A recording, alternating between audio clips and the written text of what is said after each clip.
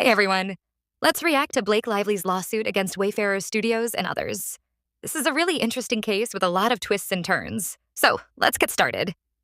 The lawsuit was filed in the United States District Court for the Southern District of New York on December 31st, 2024.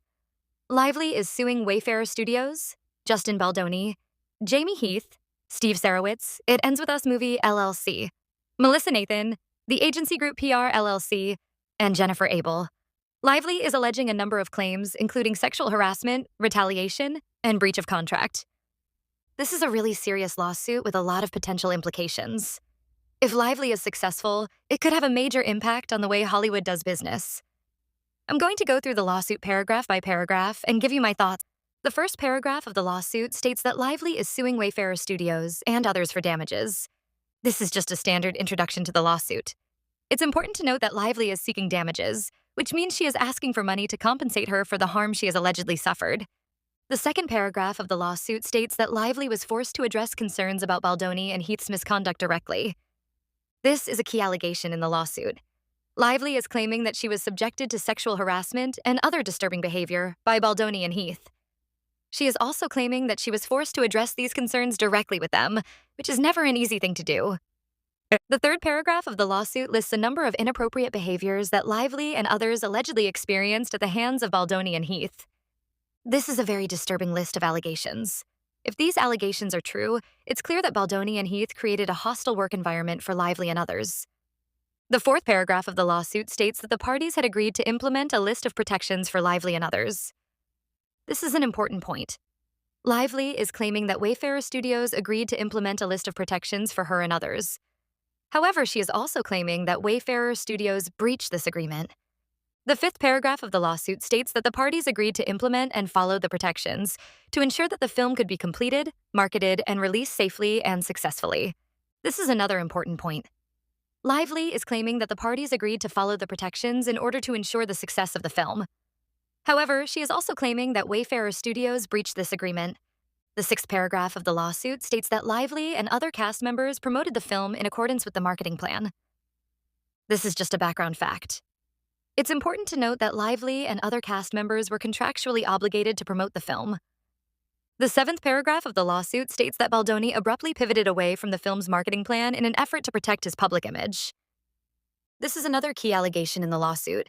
Lively is claiming that Baldoni changed his approach to marketing the film in order to protect his public image. She is also claiming that this was done in retaliation for her complaints about his behavior. The eighth paragraph of the lawsuit states that Baldoni and his team had a plan to destroy Lively's reputation. This is a very serious allegation. If this allegation is true, it shows that Baldoni and his team were engaged in a deliberate effort to harm Lively's reputation. The ninth paragraph of the lawsuit states that Wayfarer and Baldoni retained a crisis communication specialist to help them with their plan. This is another important point. Lively is claiming that Wayfarer and Baldoni hired a crisis communications specialist to help them with their plan to destroy her reputation. The 10th paragraph of the lawsuit states that the plan included a practice known as astroturfing. Astroturfing is the practice of creating fake grassroots support for a product, person, or cause. It is often used to manipulate public opinion. In this case, Lively is claiming that Wayfarer and Baldoni used astroturfing to damage her reputation. The 11th paragraph of the lawsuit states that the plan included strategies to advance misleading counter-narratives. This is another example of the lengths to which Wayfarer and Baldoni allegedly went to harm Lively's reputation. They are accused of creating false narratives in order to discredit her. The 12th paragraph of the lawsuit states that Baldoni was initially concerned that the plan was not aggressive enough. This shows just how determined Baldoni allegedly was to harm Lively's reputation. He is accused of wanting to bury her. The 13th paragraph of the lawsuit includes text messages between Abel and Nathan in which they discuss destroying Lively's reputation.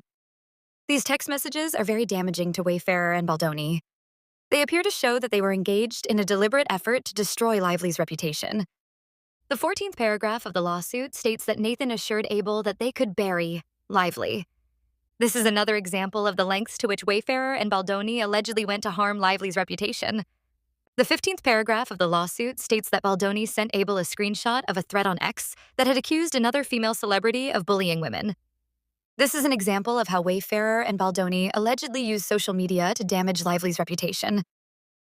The 16th paragraph of the lawsuit states that Abel and Nathan discussed focusing on Reddit, TikTok, and Instagram. This is another example of how Wayfarer and Baldoni allegedly used social media to damage Lively's reputation. The 17th paragraph of the lawsuit states that the team engaged in a sophisticated, coordinated, and well-financed retaliation plan. This is a key allegation in the lawsuit. Lively is claiming that Wayfarer and Baldoni engaged in a deliberate and well-funded effort to damage her reputation. The 18th paragraph of the lawsuit states that the retaliation campaign relied on more than just publicists and crisis managers. This is another example of the lengths to which Wayfarer and Baldoni allegedly went to harm Lively's reputation. The 19th paragraph of the lawsuit states that Nathan's team reported that they had started to see a shift on social due to their efforts. This shows that Wayfarer and Baldoni's efforts to damage Lively's reputation were allegedly successful. The 20th paragraph of the lawsuit states that Nathan noted that the majority of socials are so pro-Justin. This is another example of how Wayfarer and Baldoni's efforts to damage Lively's reputation were allegedly successful.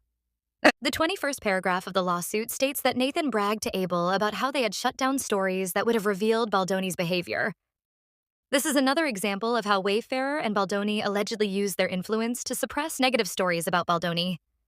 The 22nd paragraph of the lawsuit states that Nathan and Abel bragged about how they had shut down stories regarding HR complaints on set.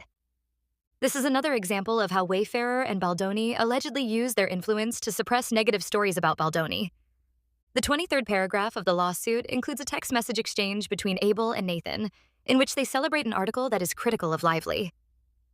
This is another example of how Wayfarer and Baldoni allegedly used their influence to promote negative stories about Lively.